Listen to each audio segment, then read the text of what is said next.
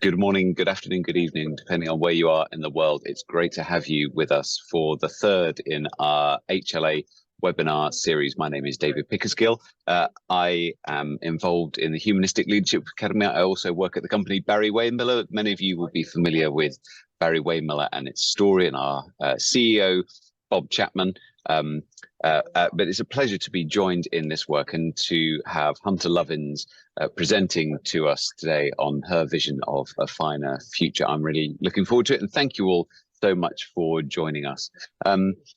Wherever you are, whether you're located in the United States or somewhere else in the world, if you are in a place that you can turn on your camera, that's always a great thing to do. One of the things that we hope to do is to build collegiality and build connections with people, and there'll be the opportunity to join a breakout room later on in this session and get to know some other people.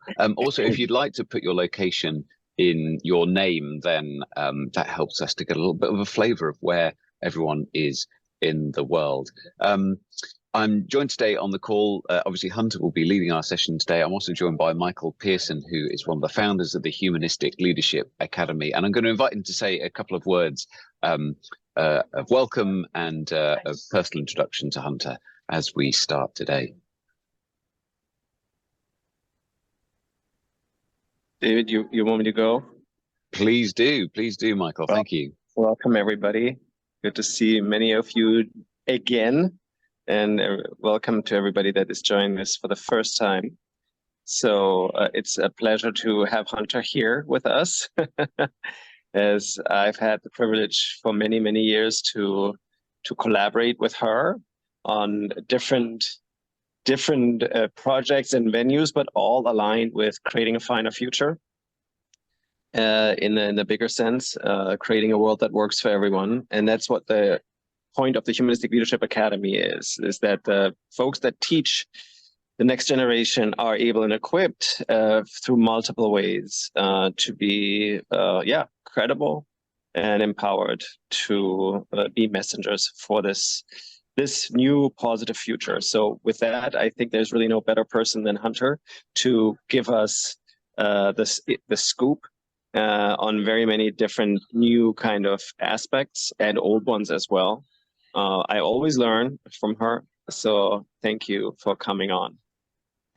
Miguel, thank you. And thanks to all of you, many of you friends I've seen hither and yon around the world. I remember fondly our trip to Tübingen and to Monterrey. It's an honor to be here with you all. Let me share my screen and let's see if this works. It appears it does. There is, as you may have heard, debate amongst the geologists as to whether or not we really are in the Anthropocene. This is the belief that we humans are now the dominant geologic force on the planet. And a small group of trolls announced just recently that, no, we're not in the Anthropocene, but in fact we are. We are the first generation that really does have dominion over the earth, and probably the last that can save it. We are living beyond the planetary boundaries. This is the work of Johan Rockström and a team of scientists from around the world, that human impact on the planet now is endangering many forms of life. We live in the sixth great extinction. And this is an existential crisis, which is to say, it's endangering us. Will Stephan calls this the great acceleration. If you look at the trends of everything, rise in pollutants, rise in economies, rise in production of this and that and the other, it's all going up. What goes up will come down. Perhaps the scariest crisis, the most proximate now, is the climate crisis. It's real, it's here, it's us. If you look at the rise in emissions of greenhouse gases plotted against the UN's annual exercise in frustration, the conferences of parties, this is 30 years of talk, and we need a little less talk and a lot more action. This last year at Davos, the world's CEOs put extreme weather events as the #2 greatest risk facing us immediately after disinformation. 10 years out, it's the number one risk, and most of the rest of the risks are environmental as well. It's getting worse. The scientists now are talking about tipping points, about the shutdown of the Atlantic Gulf Stream, about the fact that business as usual by 2040, the Middle East will be too hot to be inhabitable. Where are those folk going to go? And at the same time, there's the human dimension. While we are exceeding the planetary boundaries, we are failing to meet the human minimums, the foundation that ensures all people lives of sufficiency and dignity. This is the work of the economist Kate Raworth, her book, Donut Economics. Inequality. Oxfam showed a few years ago that a very small group of people have most of the wealth. The next year, it's 8 people. Yeah, all of them men, have as much wealth as the bottom half of humanity. You okay with that? Nelson Mandela put it best. He said, poverty is not an accident. We created it. The good news, though, is if we created it, we can uncreate it. Now, there are people, a growing number of them, who say it's too late. Don't do this because it will put you in a very bad mood. But if you Google near-term human extinction, you'll find a lot of what claims to be science saying that humans go extinct within the next 10 years. Come on, people. We are the result of 3.8 billion years of evolution. Let's act like it. The humble folk singer Pete Seeger said the key to the future of the world is finding the optimistic stories and letting them be known. I think we need a new story, and it's pretty simple. We have no choice. Business as usual, it's over. 2, we have the solutions. 3, when we implement them, you'll make more money. 4, this is what people want. The core to the new story is the work that Michael Pearson's been doing, Dr. Paul Lawrence has been doing. They pointed out there are 4 drivers of humans. We want stuff. Sure, we go out and get stuff. When we have that stuff, we're going to defend it. This is the neoliberal explanation of humanity. We're all greedy bastards, but that's okay, because they say the market is perfect, and in a perfect market, you against me will somehow aggregate to the greater good for all. No, it won't. It hasn't. And, say these scientists, there are 2 more human drives that are crucial to who we are. The drive to bond and the drive to comprehend. The drive to bond is why we love Facebook. We like each other.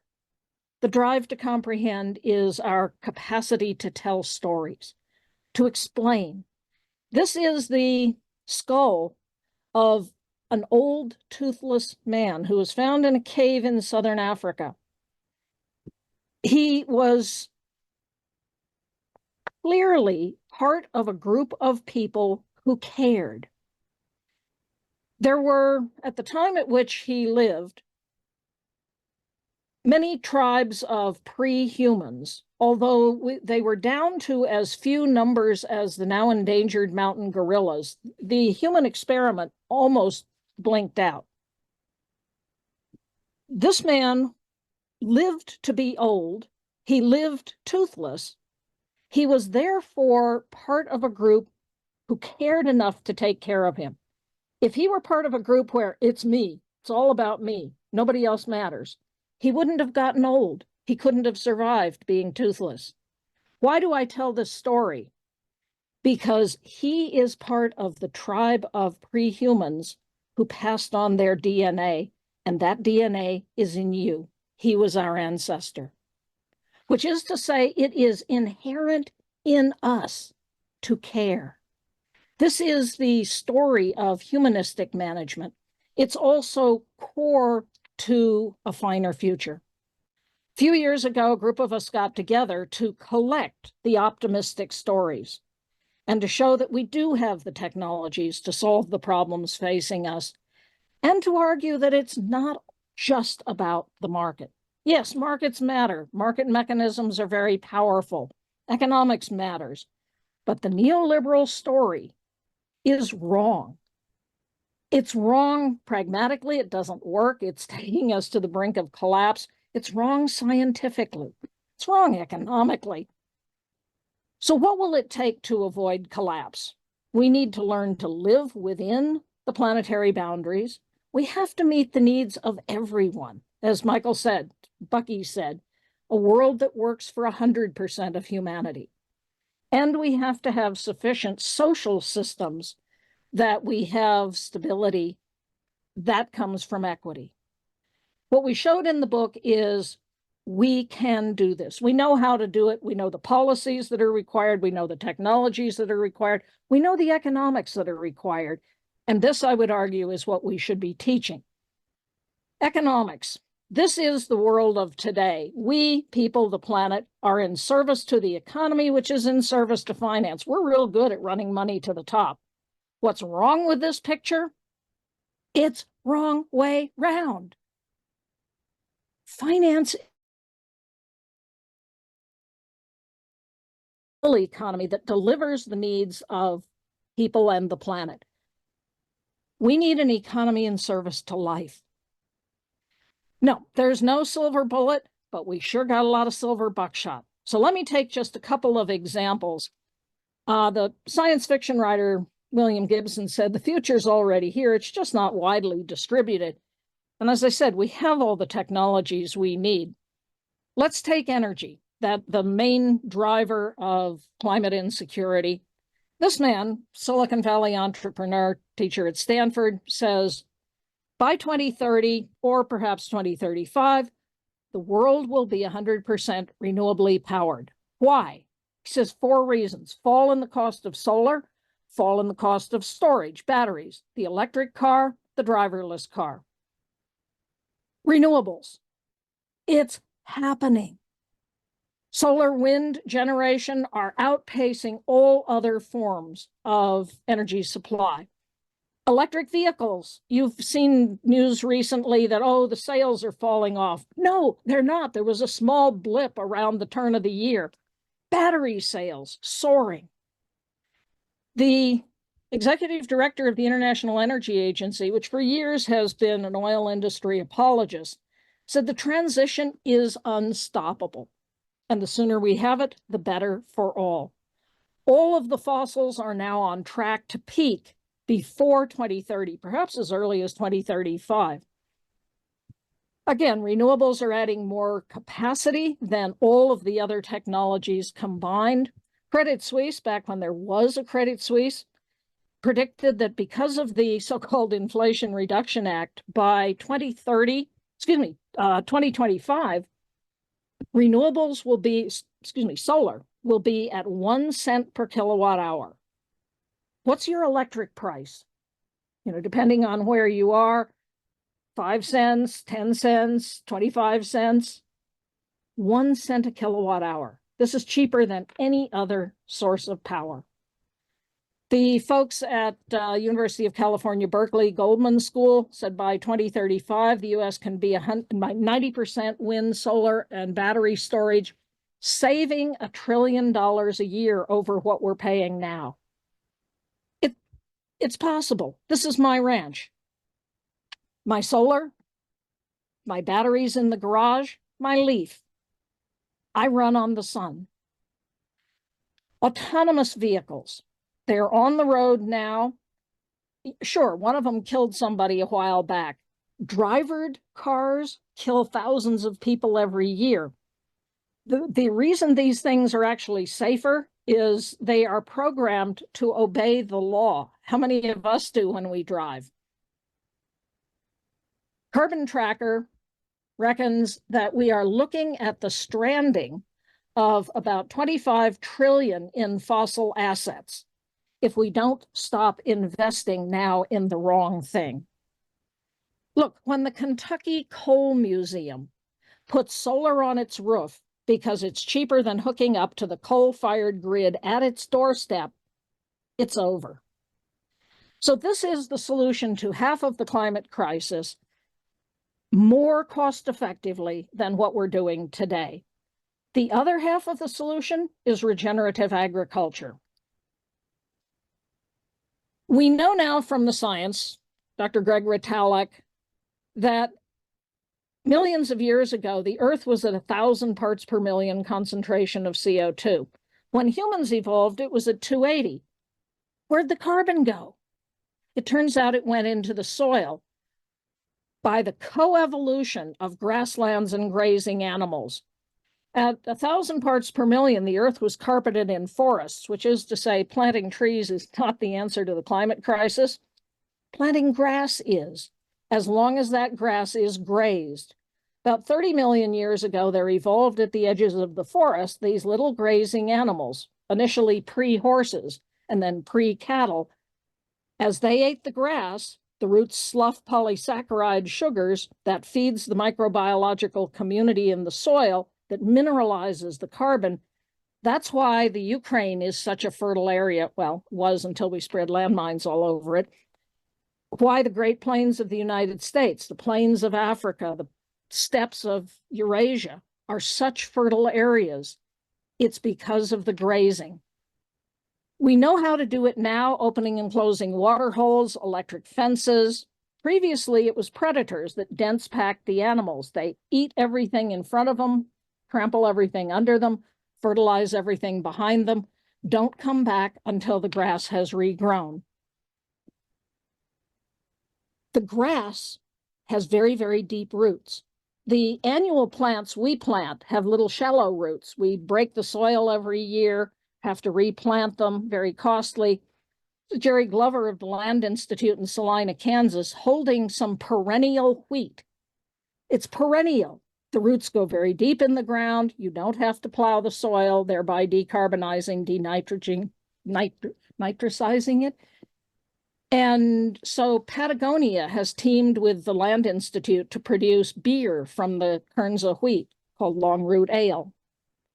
Gabe Brown. Gabe was a North Dakota corn soybean commodity farmer going broke. Because he was going broke, he said, I'll try anything. First, he went to no-till, stopped breaking the prairie ground, then planted cover crops, diverse, deep-rooted cover crops. This put nutrients into his soil. Then he had his fields covered in cover crops, so he turned out his cows to eat down the cover crops so he could drill seed his corn and soybeans. Gabe went from when he started a little under 2% soil organic matter to over 11% soil organic matter. Every 1% increase is 5 to 10 tons of carbon and 20,000 gallons of water holding capacity. In a hotter, drier world, that water holding capacity may be even more important. Oh, and Gabe is now wildly profitable. A man in India, Vijay Kumar, took Gabe's 5 principles and started working with the poorest of the farmers in India. He's now working with over 1 million farmers, helping them transition to what he calls community-managed natural farming. It's Gabe's 5 principles of minimal disturbance of the soil, cover on the soil year-round, living root in the soil year-round, diversity of crops, and animal impact. In India, they don't eat the cows, but they have to have them. It's the grazing, it's the manure that enables them to build a fertilizer, a mycorrhizal inoculant to coat the seeds. They use only native seeds and no poisons. The health impact on the communities is staggering.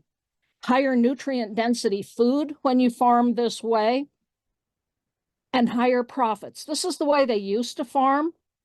They had to wait until just before the monsoon to plant. If the monsoon was late or didn't come or came early, they were ruined. About $600 a year average income. With community-managed natural farming, they are harvesting year-round $1,500 average revenue. This is simply more profitable. Vijay worked with a banana farmer, showing them how to have crops in the ground before the little banana trees came up. This shaded the banana trees, helped them grow better. and they were able to get money from the harvest until the bananas matured, they got 50% more bananas because of this community managed natural farming. This is how you do investment. They had a higher income than chemical farming, and the land itself is appreciating. Vijay is now looking at creating a carbon market to bring additional money in to distribute to the farmers. In the Sahel, the World Food Program is working with the poorest people, showing them how to scratch out little half moons in the dirt, into which they put manure that they've traded to the nomadic herders who come through. In that, they plant their crops. They are greening the Sahel, little half moon by half moon.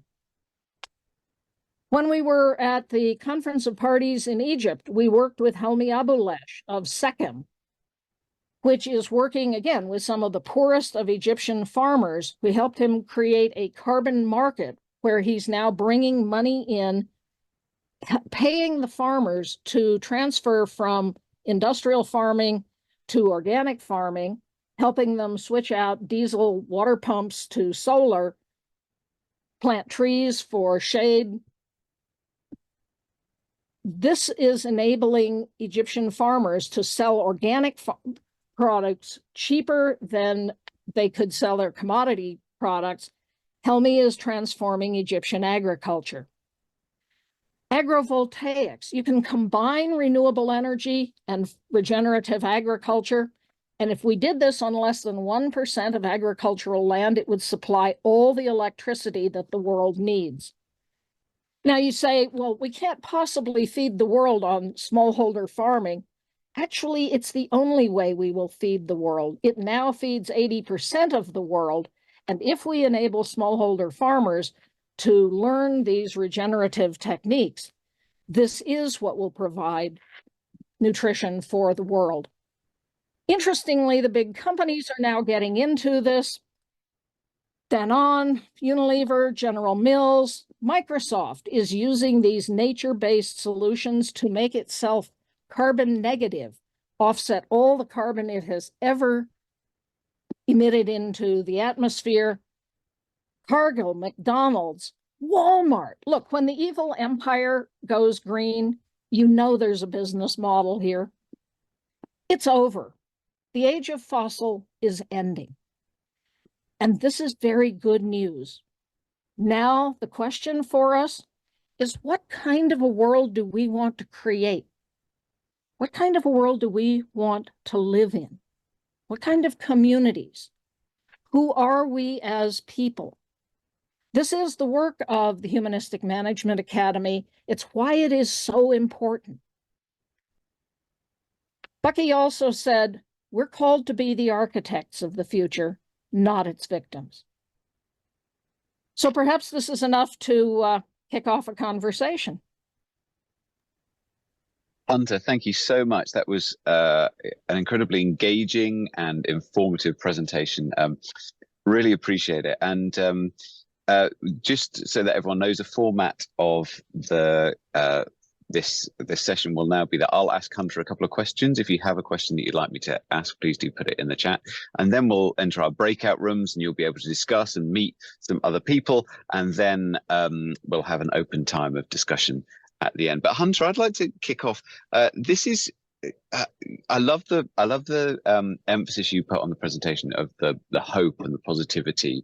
I feel like I grew up with a message that I took quite seriously, that we need to sacrifice in order to save the planet. We need to stop doing things. We need to use less energy. We need to kind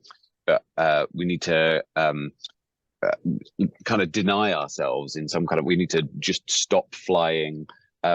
Is there still a place for a message, given all these hopeful stories that you've shared, is there still a place for a message that says, look, in order to achieve the future that we want, we need to make sacrifices and we need to cut back and not do things that we would want to do? That's a very good question. I am, by personality type, I'm not a monk. I like living well. I like indulging in the things that I like. And so perhaps it's in my nature to go looking for the ways in which I can continue to live a resourceful life. If you want to enhance your bank account, sure, cut things out. The less you buy, the more money you'll have in the bank account. If you want to work less, sure, cut things out. You can live a happy life, not earning as much money, and you'll get by. In terms of solving the crises in front of us, no, we don't have to transform our lifestyles. We won't. How many years ago was it that somebody told you you had to sacrifice? And it's getting worse and worse and worse. I think that message has failed. And I think the message that will work, particularly for young people, is this is an entrepreneurial adventure. Let's build the kinds of companies, let's build the kinds of organizations, let's build the kind of relationships that will solve these problems. Because the science is on our side. We know how to do it. Flying, there's a brilliant little company called LanzaTech. They take flue gas from things like steel refining and feed it to microbes. The microbes turn it into jet fuel. So yeah, you can fly around on LanzaTech jet fuel. I met the woman who runs the company when she was a fellow at Unreasonable Group.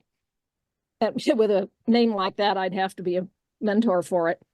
And she has built this company that is now doing fabulously well on incredible science and great entrepreneuring. And I think this is the message for our students.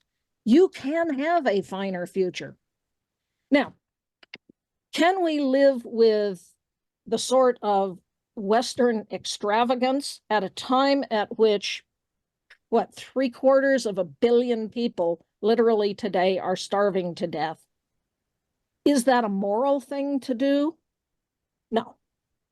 And so figuring out just transitions, figuring out how we who have so much can enable people in the rest of the world to get enough, that I think is an important conversation. But do we personally have to sacrifice?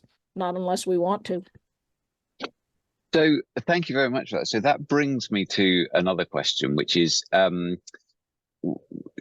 well, to introduce it, it seems to me that, let's say 100, 120 years ago, if you were minded to become a very powerful, influential person, let's say a powerful, influential man, and you wanted to dominate over everyone else, it was really useful to be, to own fossil fuels, to own a fossil fuel company. Many of the richest people in the Gilded Age were oil barons.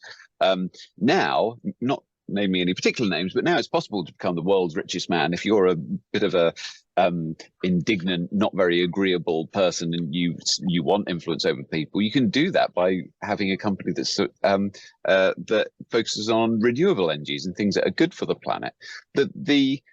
So that's hopeful, right? The question I have is when you talk, that doesn't solve the problem of inequality. That doesn't solve the problem that there are some people that own very high amounts of the world's resources and some people that don't.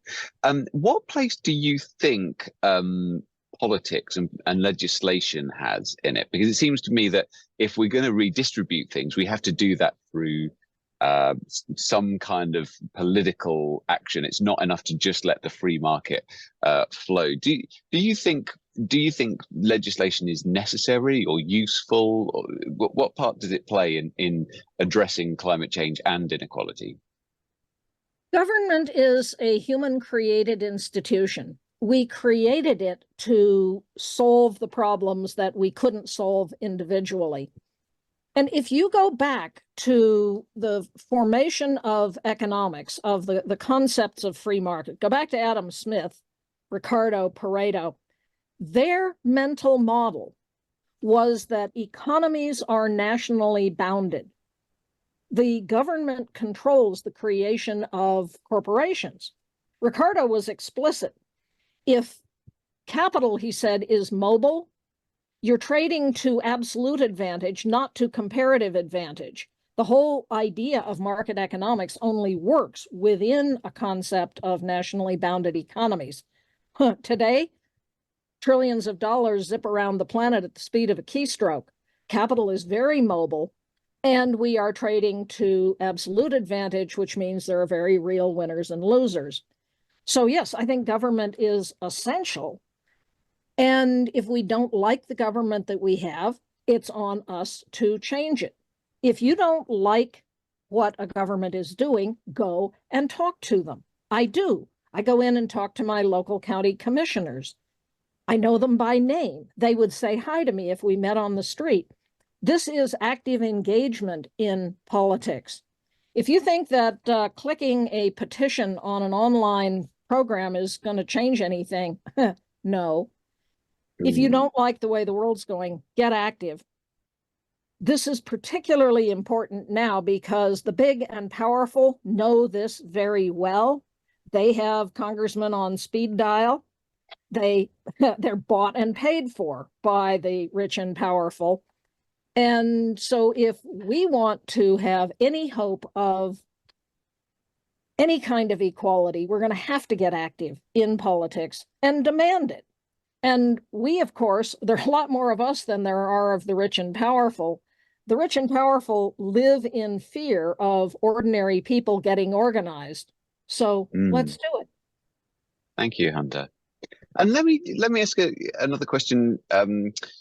So the narrative that you've painted is a very hopeful one, that the cost of solar energy is coming down exponentially, and wind electricity generation is reducing in a similar fashion, which means that we're potentially heading for an era of energy abundance where we can have this energy that is almost free. The question I would ask is, in terms of supply and demand, if the demand for fossil fuels goes down, that would suggest that, and we still have the same capacity to produce fossil fuels, that would suggest that the price of fossil fuels may also reduce because we have this surplus supply. Could that lead to a slower reduction in the transition to renewable energy as, gas and oil becomes cheaper because we don't need it?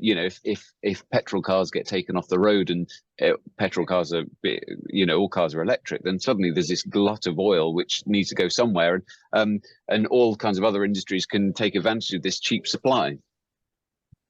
Yes, that's exactly correct. And indeed, that is in part the answer to your prior question. This is one of the roles of government, is making these transitions smooth. So yesterday, Mr. Biden announced fuel economy standards here in the United States, such that the auto industry will have to sell large quantities of electric vehicles or hybrid vehicles in order to meet those. They can still sell internal combustion engines, but if they sell too many of them, they fall afoul of these standards. Now, assuming our corrupt Supreme Court doesn't throw that out, which it may, that will force a reduction in demand for oil, at which point the oil companies, who are very vested in selling lots of oil, will turn to other things. Plastics. It's plastics. And indeed, the oil industry sees plastics as its future.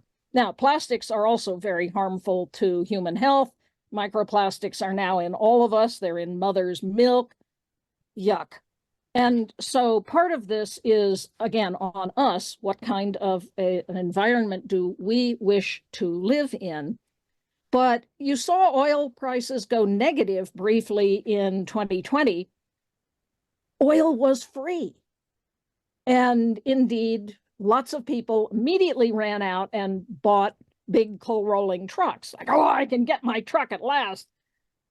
And then oil prices shot back up. It's a predator-prey relationship of this oscillation. The limiting factor is the climate. We are in a climate emergency, and we will act on that, or millions more will die. If any of you want a glimpse at what this kind of constrained future might look like, read Kim Stanley Robinson's book, Ministry for the Future. I warn you, the first, 4/5 of the book are very hard reading. This is a grim future where millions are dying. And spoiler alert, the book ends well, but what's daunting about reading that book is it's set 20, 30 years in the future, and it's happening now. Thank it's you. our choice. We can go into a very unpleasant future. And for many, many people on Earth, that's the reality today. Yeah. But we also have the capacity to build a finer future. Yeah. Well, Hunter, I think that's a great place to move to our breakout rooms. And so I'm going to open these up. You'll have 10 minutes in your breakout room to discuss. Feel free to, please do introduce yourselves, bring yourselves off mute, obviously, and if you're able to turn your camera, please do that. To start you off with an opening question, Hunter, I'm going to invite you. Is there a question that you think that you'd invite people to start discussing as they enter their breakout sessions? Sure. And it's a variant of the question Michael put into the chat box. What's holding you up from making the transition to living a more sustainable life? And it can be personally, in terms of your health, your mental status, or in terms of technology. Have you gone out and bought an electric car? Why? Why not? What's holding you up? Well, on that note, I'll open these breakout rooms. It'll take a minute or two for us to enter them, and enjoy your conversations. We'll see you back in 10 minutes. Well, thank you, friends. Welcome back. Welcome back to this conversation. Would love to hear how your conversations in your breakout rooms were. Were there further questions, discussion points that you came up with? Anyone feel free. You can put things in the chat. You can raise a hand and talk in the room. Please do. Let's join together as we discuss.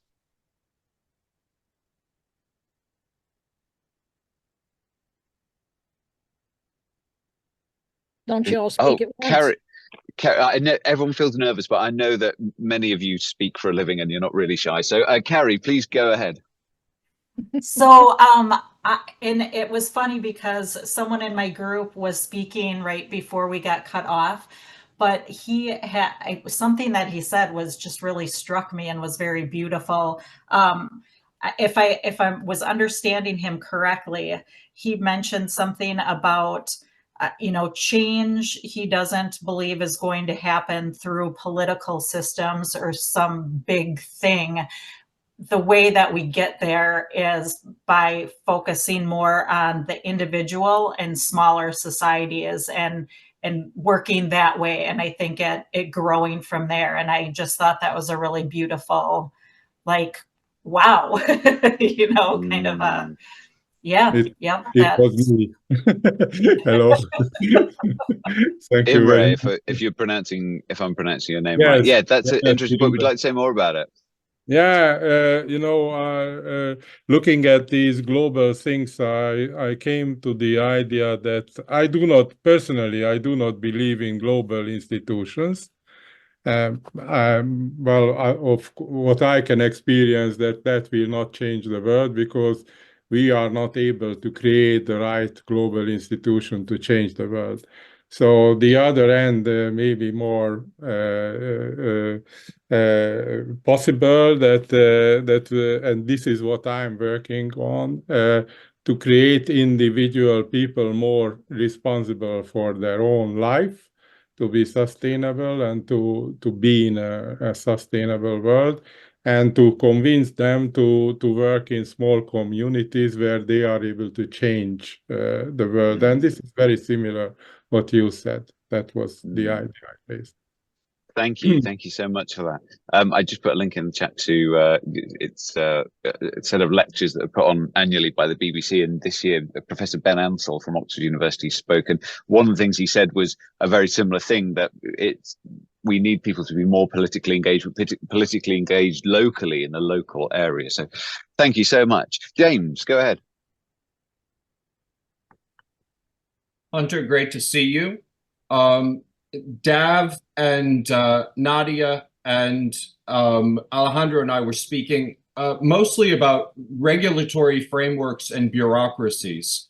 I live in New York City, and our stated goal by 2030 to be carbon neutral is bumping up against the policies that were put in place that prevent it from actually happening because the policies were short-sighted. Dav was talking about how some of the bureaucracies that he engages with prevent the change from actually happening.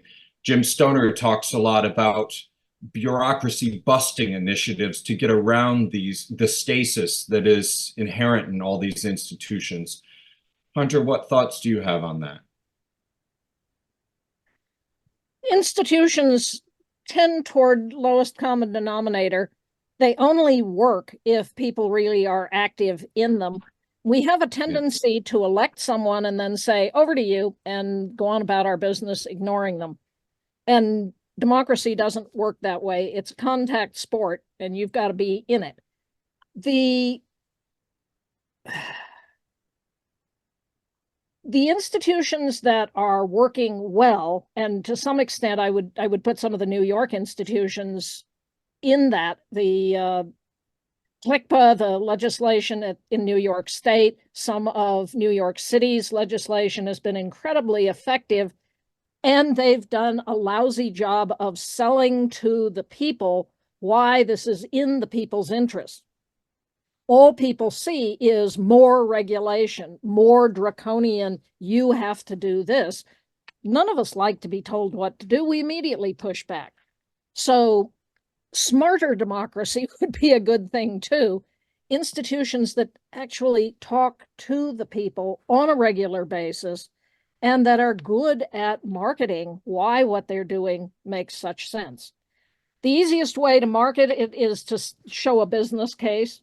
So in most of the work that I do, I focus on this will save you money. This will make you a better business. And we work on an approach we call the integrated bottom line. There are 13 reasons why behaving more responsibly to people and planet is simply better business. And we can enumerate what these are, and then companies can go about embedding them in their metrics and actually counting toward it and see how much benefit they get. Where this was done, a guy named Bob Willard, he showed a 36% increase in profitability from paying attention to just 7 of these 13.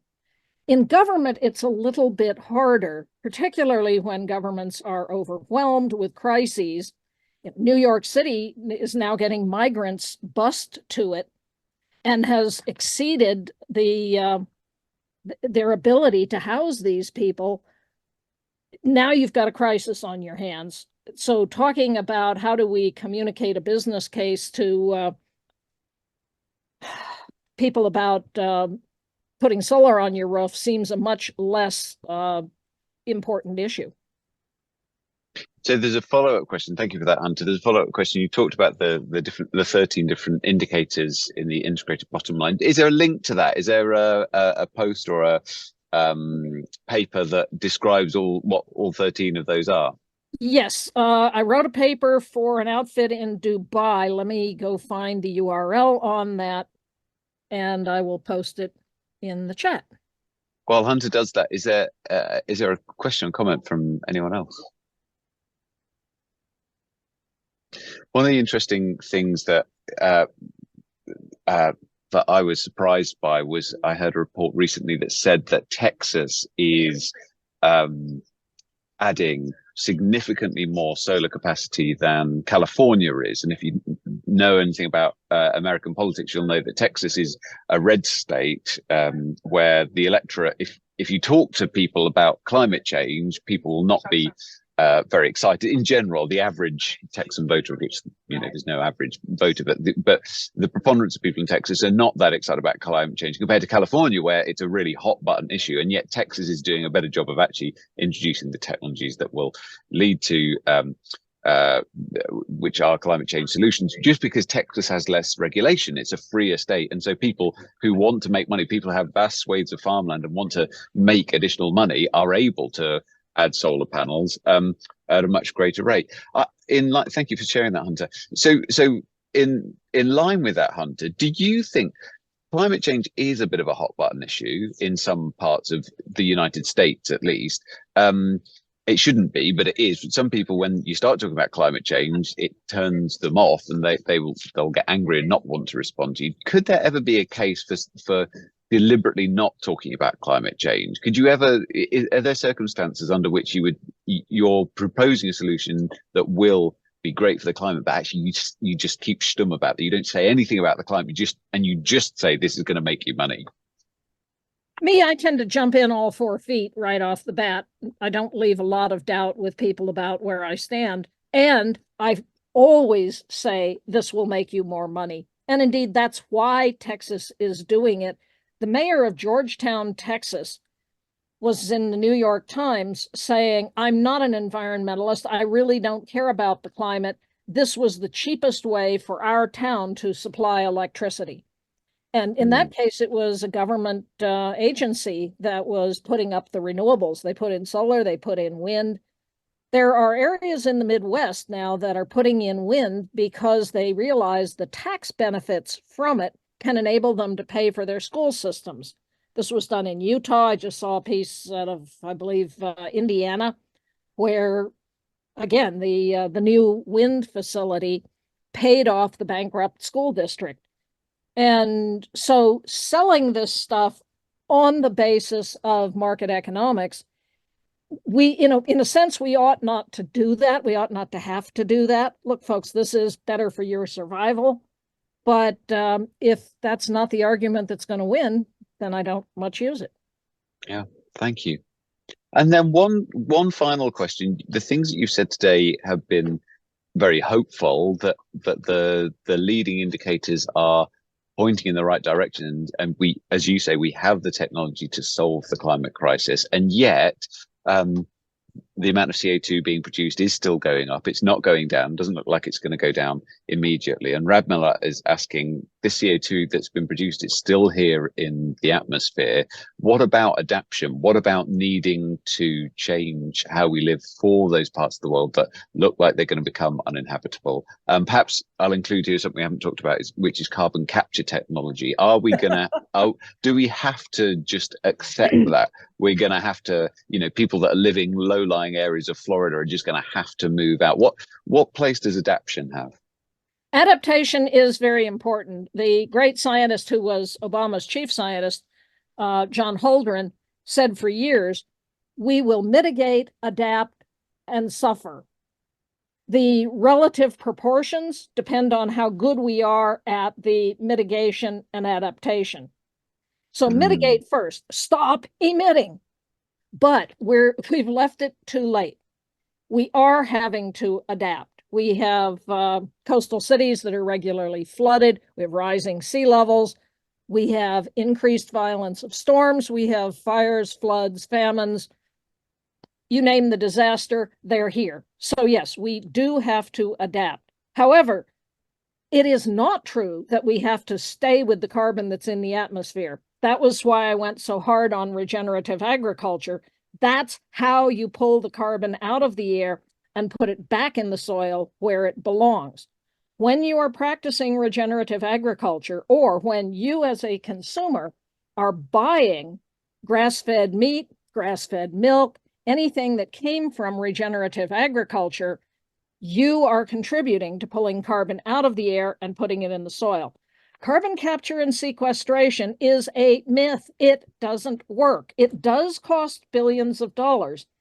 And I will pull up, if I can find it, a very funny, very rude, but very funny fake ad out of Australia that names the sums, the billions of dollars being invested by the Australians, the Canadians, the Americans, the Europeans in carbon capture. It turns out it is an order of magnitude more being invested in a technology that does not work, cannot work, just simple engineering economics. It cannot solve the problem. Compared to a brilliant little group called FoodLink, which takes food that would otherwise be thrown in landfill and gets it to food banks. to feed people. They've just been offered tons and tons of potatoes. If they can raise, I forget what it is, 26 million that it will cost to collect and get all of these potatoes to people who need to eat them, it would cost an order of magnitude less to do that than to put the money into carbon capture, which will never work. If you put the potatoes into landfill, they emit methane. If you keep the potatoes out of landfill, you don't emit the methane. Same as carbon capture, which doesn't work. So, we're at time. Let me see if I can find this. Can I please just clarify? Sure. Let me just, what I'm going to say is thank you so much, friends. It's been great to join with you. Anyone who needs to leave, let me thank you for being with us. And I think Hunter may stay on for one more minute. Redman, I think you have a follow-up question to ask, but thank you. It's been a pleasure to be with you. And next week we have our final webinar. We also have coming up in June, our conference, the HLA annual conference in New York City, and I'm going to, Michael already linked to it, and I'm going to put that in the chat as well. So thank you all, friends, for being with us. It's been a pleasure. Thank you.